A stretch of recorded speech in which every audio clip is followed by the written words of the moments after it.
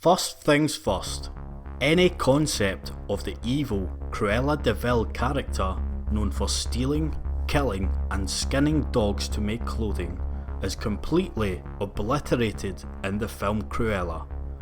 Director Craig Gillespie makes a bemusing decision to create an origin story of a character that both exists and does not exist. A road to nowhere in this already established Disney franchise. The evil villainess is redefined as a victimised anti-hero rebelling against a stolen childhood in a quest for vengeance. The result is a bizarre mashup of Oliver Twist, Banksy, Joker and Harley Quinn. The natural yin-yang hairstyle of the main character, played by Emma Stone, highlights her real name Estella and her alter ego Cruella.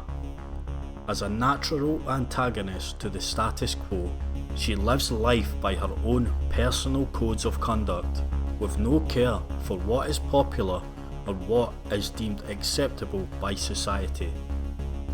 As expected, her school life consisted of mockery and mischief whilst being bullied herself.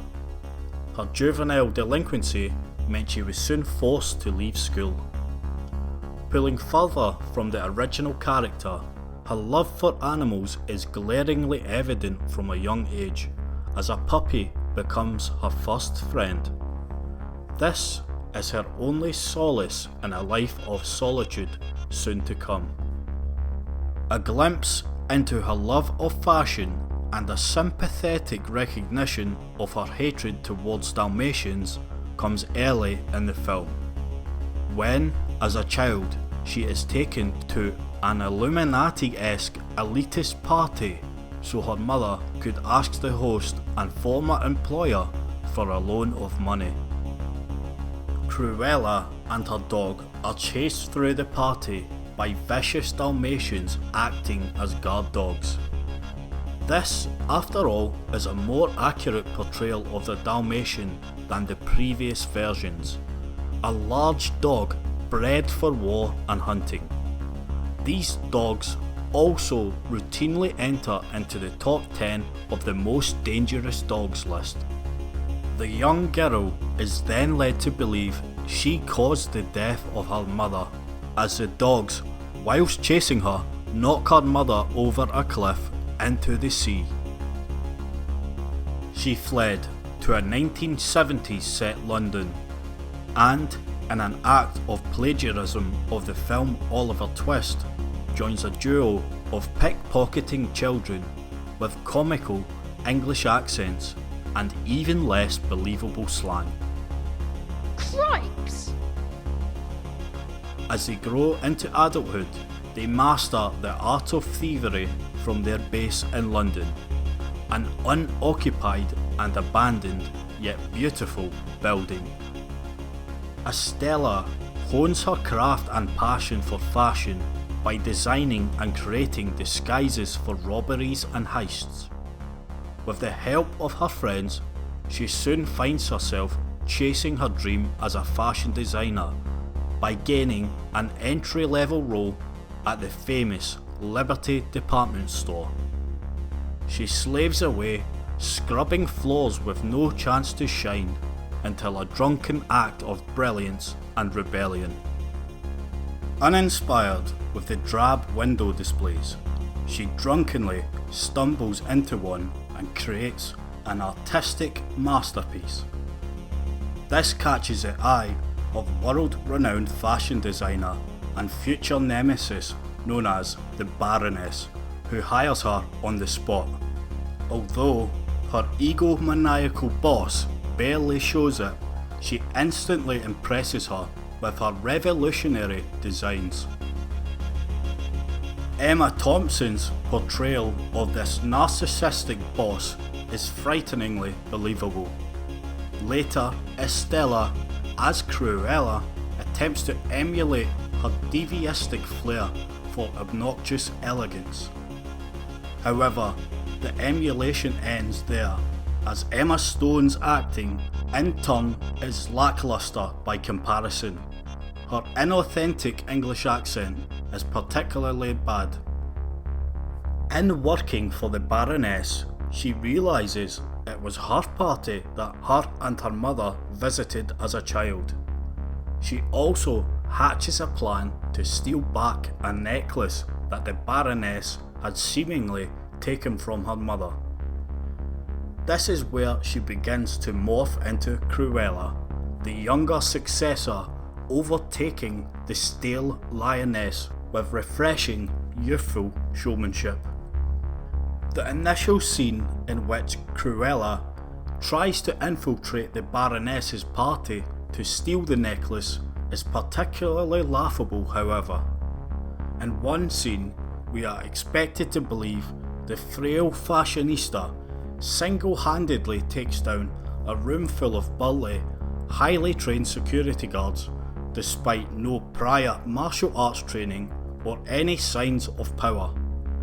In Hollywood's desperation to create strong female leads, they often forget to incorporate factual believability, making a mockery of the female empowerment movement. Ultimately, she is reminded that the Baroness set the Dalmatians on her mother, causing her death, and she sets about to destroy her and her credibility. This leads to Banksy meets Harlequin acts of sabotage as she launches her rival fashion brand. Guerrilla warfare in the fashion industry with pop-up art and design displays at her competitors' promotions. However, her hideout is uncovered and her former boss tries to murder her and frame her friends by setting the house ablaze. It was only after she survives that the final Star Wars-esque twist is revealed. The Baroness is her biological mother. The narcissistic psychopath that she was saw her as an inconvenience and immediately ordered her death as soon as she was born. However, her head of security and the maid who raised her as her own smuggled her away to safety. It was this head of security, John, played by Mark Strong, that again pulls her from the fire.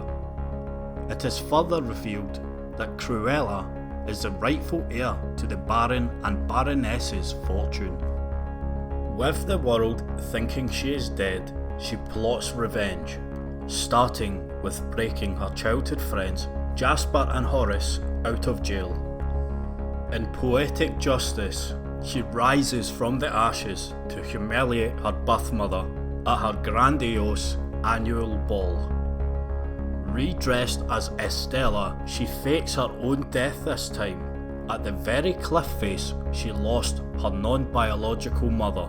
She encourages the Baroness to push her off the cliff in front of a sea of witnesses, sending her straight to jail. However, this was all a ruse and she was alive after all, having previously transferred her assets to herself as Cruella de Vil. The film largely paints Cruella as a victim overcoming her abuser. However, it also leaves much room for a sequel for her descent into madness, for the abused to become the abuser, mirroring the traits of disgust and entitlement she so sorely hated. The picture is far from a masterpiece, yet despite the entire tarnation of the character of Cruella de Vil, it is entertaining throughout. The soundtrack, on the other hand, is completely faultless, with sublime music throughout. Although the film is slightly better than average, with a personal rating of 3 out of 5, it may do for the fashion and design industry what Rocky did for boxing. This reimagined Cruella is a maverick of the fashion industry and is sure to inspire the next generation of creators.